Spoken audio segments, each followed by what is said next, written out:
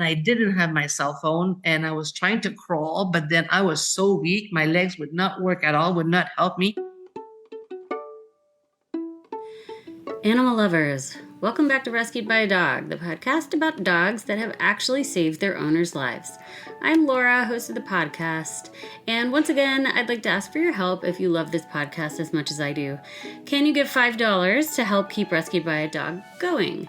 There are two easy ways to do this. First, you could Venmo me $5 or whatever amount you want to send at the handle LauraBama. That's Laura, B as in boy, A, M as in mother, A. Or you can go to patreon.com/Rescued by a Dog podcast. Again, that's Patreon, spelled Patreon, so patreon.com/Rescued by a Dog podcast. When you join the Rescued by a Dog community on Patreon, your $5 a month will help me to continue sharing these beautiful, uplifting stories. Today, we're going to hear from Louise. When multiple sclerosis pulls her to the ground, pup Moonie pulls her back up. And then, when Mary Ellen's boyfriend dies from COVID in her arms, pup Enzo helps her find joy again. First, here's the lovely Louise. Hello? Hello. Hi. Hi, Louise. It's so nice to meet you. Hi, nice to meet you, Laura. You like her dog in her background? Oh, I love it. Love it. Hi, Kelsey. Hi. Hi, Kelsey. Hi. Can you tell me who you are real quick? Yeah, I'm Kelsey Burton, and I'm the Director of Development and Marketing at Medical Mutt Service Dogs. Awesome. And what is Medical Mutts? Yeah, so Medical Mutt Service Dogs, we are a nonprofit that focuses on pulling dogs from shelters and rescues and training them to become service dogs and help individuals with disabilities. I love that work so much, and I'm grateful that you've joined this interview. Okay, so Louise, why don't we start off by having you tell me what is the name of the dog that we're going to talk about today and what do they look like? Well, Moonie, his name is Moonie. He's an adorable angel. He is a white German Shepherd mixed with a white Husky. He's gorgeous. I mean, you go everywhere. Everybody, that's it. Going at Costco right now is like everybody, oh my God, look at the beautiful dog. And he's not just beautiful. He is so sweet. He has zero mean bone in his body. If he encounters an angry dog like that wants to bite him, he just plays. He wants to play. No, Moonie, he doesn't want to play. He doesn't get it. He's trying to bust some stereotypes about German Shepherds and Huskies. Oh my God. Does he ever? But, I've had 2 German Shepherds before and they were total as sweet as this one. So, yeah. I love that. So what do you know about his history before you had him and how did you find him? He was from a shelter. I'm pretty sure he's a COVID dog. In the COVID, everybody got, because he was born in November 2020. And everybody was getting dogs. And, when I got him, he was like a year, supposedly about a year and a half. He was so puppy. I mean, he was still, so maybe they went back to work and they said, oh, this is just too much. But we know that he was extremely well taken care of because he's not afraid of anybody. Louise, what was going on in your life right before you got Moonie and how did you find Moonie in particular? Well, I need a dog. I have multiple sclerosis, which is autoimmune disease. Sometimes I really need to help him for him to help me walk. I don't drink, but I walk like a drunk person a lot of the times. I can't keep my balance. I want to say something specific about my other dog I had before because that was pretty spectacular. It hasn't happened yet with this one, but we have a dog door at our Indiana house, and I was in the woods. We live in the country. I was in the woods with my dog, and my legs just quit, and I didn't have my cell phone, and I was trying to crawl, but then I was so weak, my legs would not work at all, would not help me. So she just decided, okay, I'm not staying with you. I'm going to get help. And then she went inside the door. She jumped on the bed. My husband was in bed. It was like 9 o'clock at night. And then she jumped off and off the bed. And you said, well, this is not normal. So then he went out and he followed her to find me. And then he was able to completely drag me home because my legs, I totally quit. So that's what these dogs can do. What was her name, the other dog? Gretchen. She was a German Shepherd. She sounds incredible too. She was incredible too. God, did I ever love her. She was awesome. I love all dogs, not just mine. I had lost my first medical mutts dog in October of 2021, I think. And then I ended up being quite depressed. My service dog is with me 24/7, and it's really hard. Any dog that you lose, any dog is very hard. Then Ava, which is customer service director, she called me and she said, "Louise, I think we have the dog for you." And then she sent me a picture, and I was like, "Oh my God!" And he was not even as nice looking on the picture as he is in real life. And I said, "Oh yes, definitely." And when I met him, it was love at first sight for both of us. Like she said, like they always say not to hug dogs you don't know. This dog jumped on my lap and he was kissing me. And then I was hugging him and she was like, "We don't hug dogs." But I said, "This dog is not gonna, listen, he's not gonna attack me. He's so darn sweet." And so that's our love story started there. He's just, it was a good match. So tell me a little bit about how was Moonie trained? I think Kelsey would be better on this side. Yeah. So everything we do is force-free. We want this to be a relationship-based training. We don't want this to be something where, a dog is in a downstay and they stay there instead of going and getting help for fear of getting in trouble, right? They need to be able to take that initiative and break some of these cues or commands to go do what is needed. What exact tasks would Moonie have been trained to do for Louise, and how did you train him to do that? So my dog was trained, and that's it, only with kind gestures. So we entice them with a treat. Moonie was trained to help me walk the forest, so they had to make sure that he would heel perfectly, but heel just a little ahead of me, not because the harness is in the front where his core is. But they also have to learn to stay in place. Let's say you're at the doctor's office or in the airplane, they have to stay in place and be calm. And then they learn to poke. Oh yes, he learned to poke me and to check with me. Like sometimes I'll be walking and then he pokes me because there's something ahead of me that I was not paying attention to.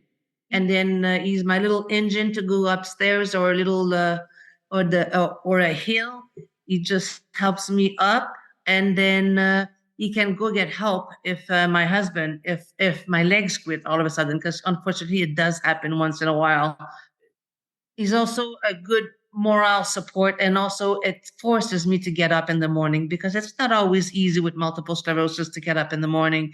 But with him, I say, okay, I'm going to be able to walk. I'm going to do it, and I'm going to go walk him.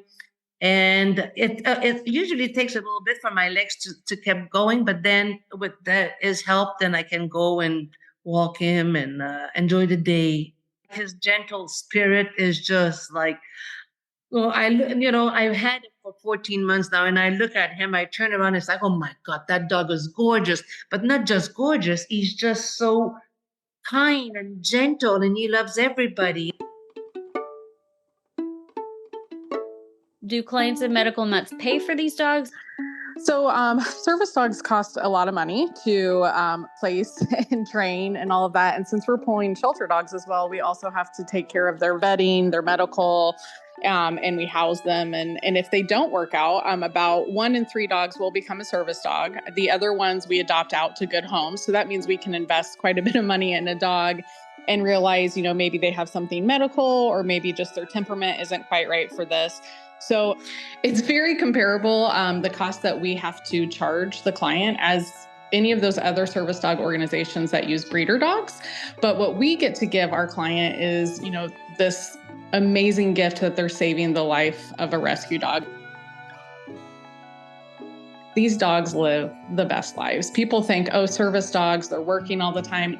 No, I always think, no, they're with their people all the time. They get to be spoiled all the time.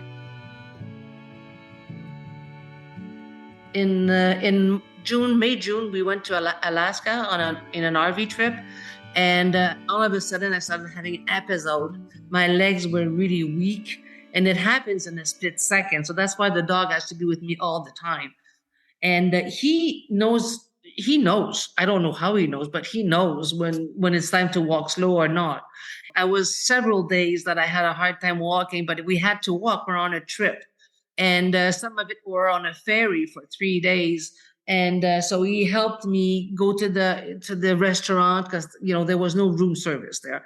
So he helped me go to the restaurant, and he helps me walk, and then he balances me because then also before him I had a tendency to fall a lot, and I'm getting older. I'm 60 years old.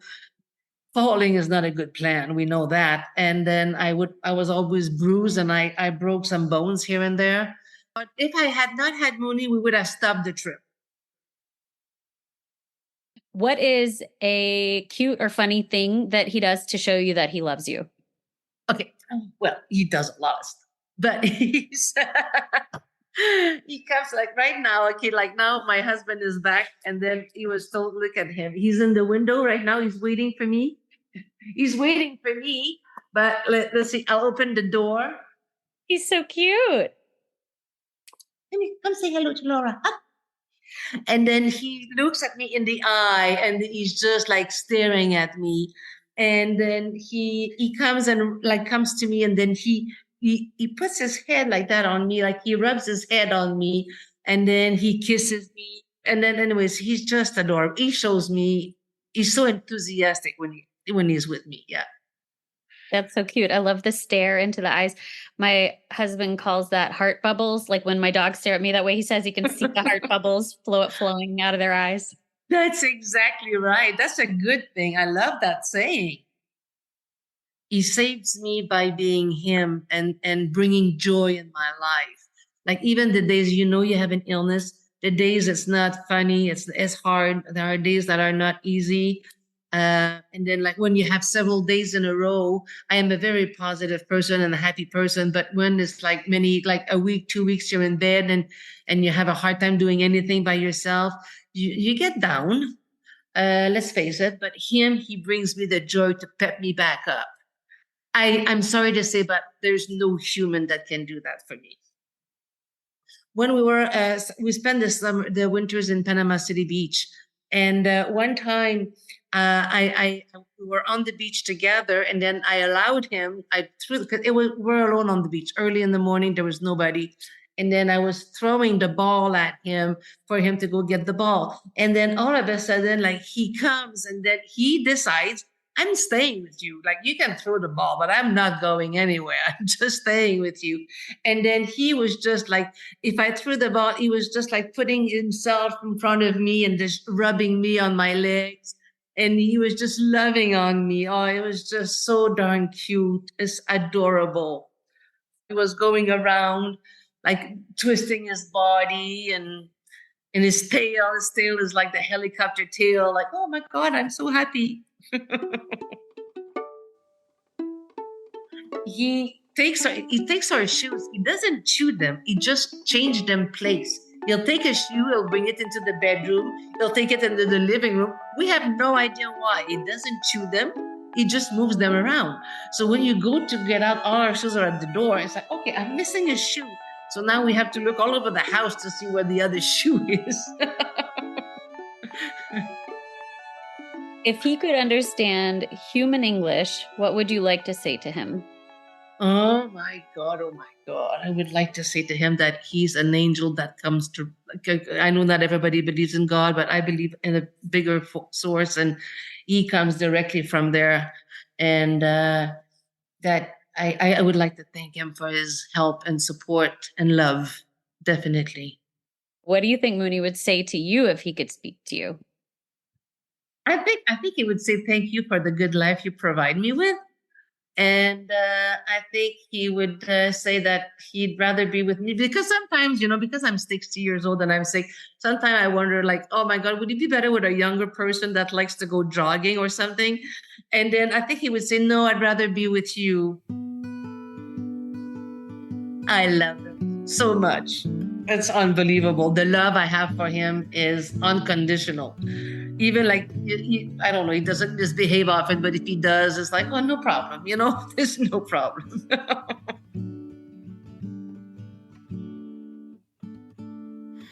Now we're going to hear from Mary Ellen, who went through the deepest heartbreak and only recovered to find joy through the love of her pup, Enzo. Here she is, telling us about her dog. His full name is Enzo Ferrari. He's only about maybe 18 pounds or something. Unfortunately, the poor guy was thrown from a car in Mexico and then run over by the car behind him. But the whole town, honestly, put him back together. And so I volunteer at this clinic, and my boyfriend at the time, he's like, do not bring home another dog. I said, no, I'm not going to bring home another dog because we already have two. And then sure enough, I brought home Enzo. Can I see him? Enzo. Oh, he's cute. He's a fluff ball. Yeah. He's he's all upset because his other two siblings are downstairs. Can you describe him for people who are just listening and can't see him? He is probably maybe poodle and schnauzer mix. They do say he looks like a little Scottish terrier, but Mexico doesn't really have that. Look at his face. He is kind of has that terrier beard, doesn't he? Yeah. Oh no, he definitely needs a haircut. But I wasn't actually thinking that Enzo was going to save us. I kind of thought he was going to make my boyfriend mad that I was bringing home another. But they went up turned out being the best friends. And then my boyfriend died of my boyfriend of 6 years died of COVID. He died at 51, and he was actually the nicest person I've ever met. And I had to do CPR on him in our bathroom when I came home, and the dogs were there. It was a huge thing. But it was Enzo who kind of held us together because the other two dogs would not eat. The only thing that got me out of bed was all the dogs, but really Enzo was the only one that actually made the other dogs normal, I was a total mess during that time. I mean, I didn't go to work, I think, for almost 2 months. My boyfriend, he should not have died that way. What's his name again? Tom Harris. Tom Harris. Tell me something about Tom Harris, what he was like. Oh, God. Well, I can tell you how we met. My car broke down blocking the exit of the Newport Bridge. So I, being from New York, got out of the car. Everyone's honking at me, being crazy. I parked my car doing that. And I gave everyone the finger, double bird on the little island. And then I get towed to my mechanic, and he owned the taxi company. And I popped into the front seat because I didn't know that you're not supposed to sit in the front seat when you take a cab. So Anyway, so he's like, I'm like, I have to iron my scrubs and I have to get to work. So he just like shut off the meter and let me do all that and then drove me to work and didn't even charge me. Did he ask you out that day? No, he pretended. I also worked at Sunglass Hut at the time. And he went the next day to pretend that he had to buy sunglasses. And then he asked me out like 2 days later. So what is something that Enzo would do to comfort you? He is the best, snuggler, and he actually looks at you. Like Tom and I used to call it the Enzo gaze. He will look into your eyes. When he does that, it's actually like he is looking into you. And he just wants you to be okay. And then I see it with my patients. He's been in one person's bed, leapt off, gone to another person. Like, I feel like he really has like a sense about people. Who needs care? Is that what it is? Who needs help? Yes. Yeah. And, so I bring him into work. He now has a little badge that says, like Enzo Comfort Dog. And he really is, like so much that people request him. He loves to be like right on your chest, like to my patients and everyone. He likes to have his heart next to the patient's heart. I love like toast with peanut butter and bananas, and then he'll go crazy for bananas, and he'll sometimes will steal one off the counter and put it in his dog bed, but he can't open it. So it's kind of funny. If he could understand human English, what would you like to say to him? I think he can understand me, but I just tell him all the time I love him. Like I would Carrie, but I would quit any job or anything for him.